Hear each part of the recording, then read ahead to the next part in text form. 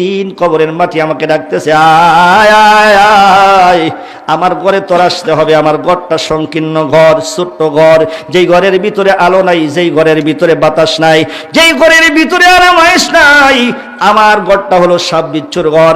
এই জন্য আল্লাহর পয়গম্বর বলেন, কারো কারো জন্য কবরটা হবে জান্নাতের একটা টুকরা, কারো কারো জন্য কবরটা হবে, কবরের গর্তটা হবে জাহান্নামের একটা গর্ত, ঠিক কিনা? কোহনার দিন ফুরাইয়া যাবে, যৌবনে লাগবে বাটি, হাইরে কোহনার দিন ফুরাইয়া যাবে, যৌবনে লাগবে বাটি, মন তোমারে ডাকিতাছে দেখো কবরের মাটি, ওই যে দেখো ডাকিতাছে আমায় কবরের মাটি। সন্ধ্যার আগে একদিন ডুবিবে বেলা,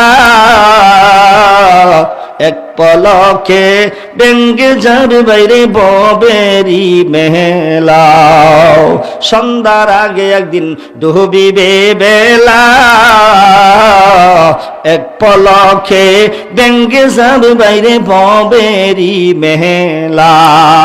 কাহারে দিবা তুমি জোরে দমক, কার মাথায় দিবা বাড়ি, হাইরে কাহারে দিবা তুমি জোরে দমক, কার মাথায় বাংবালাটি, ওই যে দেখো ডাকিতাছে তোমায় কবরের মাটি, মন তোমারে ডাকিতাছে দেখো কবরের মাটি।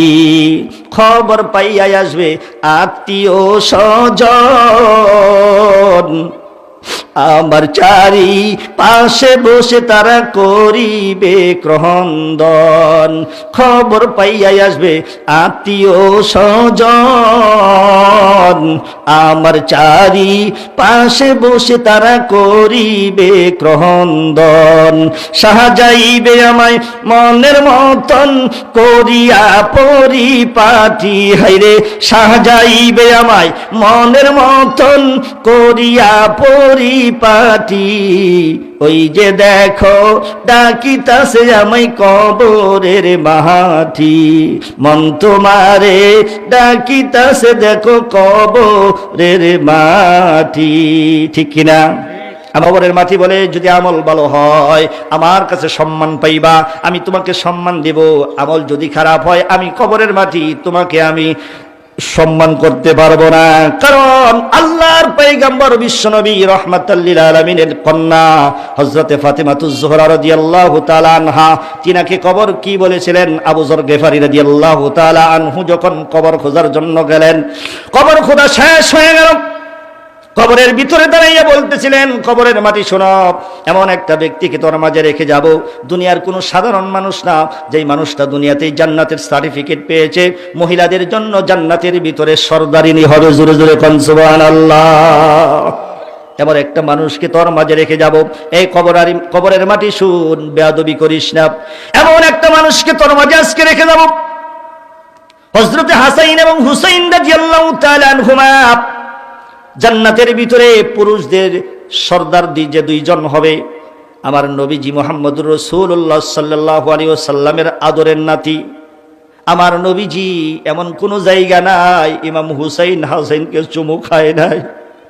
আমার নবীজি নামাজে ছিলেন, হাসান রাদিয়াল্লাহু তাআলা আনহু, হুসাইন রাদিয়াল্লাহু তাআলা আনহুমা পিঠের উপরে গাড়ির উপরে চড়ে বসতেন। আল্লাহ পাকের হুকুম হয়েছে, আপনার নাতি যতক্ষণ পর্যন্ত পেটের থেকে না নামবে আপনি ততক্ষণ পর্যন্ত মাথা উঠায়েন না। সুবহানাল্লাহ, জোরে কর। আমার ভাইরা, সেই হাসান হুসাইনের মা তোর মাঝে রেখে যাব, কবরের মাটি বেয়াদবি করিস না। এমন একটা মানুষকে তোর মাঝে রেখে যাব, হযরতে আলী কাররামাল্লাহু ওয়াজহাহু, হযরতে আলীর স্ত্রী, যে আলীর কথা আল্লাহর পয়গম্বর বলেছেন, আনা মাদিনাতুল ইলম ওয়া আলিয়ুম বাবুহা, আমি হইলাম এলেমের শহর, আর সেই শহরের দরজা হযরতে আলী রাদিয়াল্লাহু তাআলা আনহু। হুজুর এখন সুবহানাল্লাহ। সেই আলীর স্ত্রী তোর মাঝে রেখে যাব। কোন আলী? যে আলীর জন্য আল্লাহর পয়গম্বর রুকুর দিকে মাথা উঠাইতে পারে নাই। গভীর মনোযোগ দিয়ে একটা কথা শুনেন, মনে পড়ে গেল বলে নেই। আল্লাহর পয়গম্বর নামাজে দাঁড়াইছেন, হযরতে আলী রাদিয়াল্লাহু তাআলা আনহু বাড়ির থেকে বের হয়েছেন, তার কামরার থেকে বাসার থেকে বের হয়েছেন মসজিদে যাইয়া প্রথম রাকাত থেকে শুরু করে শেষ পর্যন্ত যেন জামাতে নামাজটা পায়, এইটা নিয়ত করে তাড়াতাড়ি তিনি বের হইলেন। কিছু দূর যাওয়ার পরে তাকায় দেখে একটা বৃদ্ধ বুড়া মানুষ নাতি বর দিয়া আস্তে আস্তে মসজিদের দিকে যাইতেছে।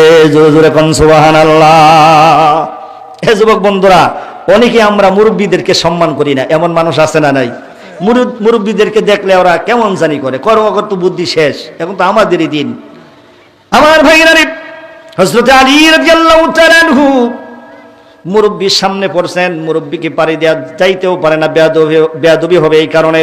কিন্তু আরেকদিকে চিন্তা করতেছে, আমি তো প্রথম রাকাত পাবো না, যদি এই মুরব্বীর পিছনে আস্তে আস্তে যাই করবোটা কি? চিন্তায় পড়ে গেলেন।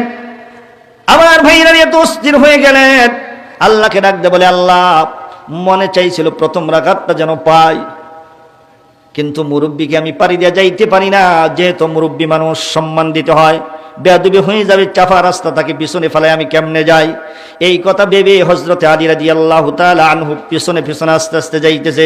এইদিকে আল্লাহ রাব্বুল আলামিন জিবরাইলকে ডাক দিয়ে বলে, জিবরাইল আমার বন্ধুকে খবরটা জানায়া দাও, রুকু যেন লম্বা করে, মাথা যেন রুকুর দিকে না উঠায়। সুবহানাল্লাহ, জোরে কর। রুকু লম্বা হয়ে গেল। আল্লাহর পয়গম্বর জানে না কি জন্য রুকু লম্বা করতে হবে, এটা তাকে বলা হয় নাই। আল্লাহর পয়গম্বর রুকু দিতেছেন, রুকুর মধ্যে তাসবিহ তেলাওয়াত করতেছেন, পিছনে সাহাবা আজমাইন তারাও নামাজ পড়তেছেন, রুকুটা লম্বা হয়ে গেল। ঠিক মুরব্বি আবার মসজিদের ভিতরে চলে গেলেন, হযরতে আলী রাদিয়াল্লাহু তাআলা আনহু তিনিও চলে গেলেন। আমার ভাইরা, আলী দেখলেন মসজিদের ভিতরে এখনো প্রথম রাকাতের রুকু আছে। জোরে জোরে কোন সুবহানাল্লাহ। রুকু পাইলেই তো কি পাওয়া যায়? রাকাত পাওয়া যায়। হযরত আলী রাদিয়াল্লাহু তাআলা আনহু খুশি হয়ে গেলেন, প্রথম রাকাত বুঝি পেয়ে গেলাম। তাড়াতাড়ি করে নিয়ত বাঁধে তিনি রুকুতে চলে গেলেন। এবার আল্লাহর হুকুমে জিবরাইলের মাধ্যমে বললেন যে রুকুর থেকে মাথা উঠাতে বলো। তাই করলেন। আমার ভাইরা, এইভাবে নামাজ শেষ হলো। আমার ভাইরা, আল্লাহর পয়গম্বর বিশ্বনবী রাহমাতাল লিল আলামিন ডাক দিয়ে বললেন, আজকে নামাজ তো লম্বা হলো। সাহাবীরাও বলতেছেন হুজুর নামাজটা লম্বা হলো, ঘটনা কি? আমার ভাইরা, আল্লাহর পয়গম্বর ডাক দিয়ে বললেন, আলী রে, রাস্তার মধ্যে কি ঘটনা ঘটছে বলো তো দেখি। তোমার কারণে আমার জিবরাইল আমাকে লম্বা রুকু করতে হুকুম করেছেন আল্লাহ পাকের পক্ষ থেকে। হযরত আলী রাদিয়াল্লাহু তাআলা আনহু ডাক দিয়ে বলেন, ইয়া রাসূলুল্লাহ, ইয়া হাবিবাল্লাহ, হুজুর আমি যখন বের হইলাম নামাজে, মসজিদে জামাতে নামাজটা আদায় করব, প্রথম রাকাত থেকে যেন শেষ পর্যন্ত ভাই, কিন্তু প্রতিমধ্যে একজন বৃদ্ধ বুড়া মানুষ আমার সামনে পড়ে গেল। আমার বেয়াদবি হবে কারণ এই জন্য আমি আস্তে আস্তে তার পিছনে আসলাম। আল্লাহকে বলছি, আল্লাহ আমি যখন যেন প্রথম রাকাতটা পাই। সমস্ত সাহাবীরা শুনলেন কথাগুলো। শোনার পরে আমার ভাইরা, আল্লাহর পয়গম্বর তাদেরকে বুঝাইয়া দিলেন। আমার ভাইরা, সে আলী রাদিয়াল্লাহু তাআলা আনহুর স্ত্রী হযরতে ফাতেমা রাদিয়াল্লাহু তাআলা আনহা। আমার আবু যর গিফারি ডাক দিয়ে বলতেছেন, এই কবরের মাটি শোনো, এটা কি তুমি কি জানো, যারা সৃষ্টি না করলে মাটি তোমাকে আল্লাহ পাক সৃষ্টি করতেন না। দু জাহানের বাদশা রাহমাতাল লিল আলামিন মুহাম্মদুর রাসূলুল্লাহ সাল্লাল্লাহু আলাইহি ওয়াসাল্লামের কন্যা ফাতেমাকে তোমার মাঝে রেখে যাব।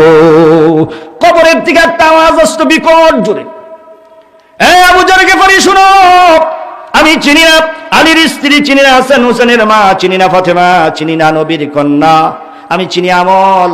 আমল যদি ভালো হয় আমার কাছে সম্মান পাবে, আমল যদি ভালো না হয়, আমল যদি খারাপ হয়, আমি কবরের মাটি দুই পাশ থেকে এমন জোরে একটা ঠাসা মারবো, একটা চাপ দিব, এই বুকের সারুনি হাড়গুলো একটা আরেকটা ভিতর দিয়া জনমের মতো ঢুকাইয়া দিব।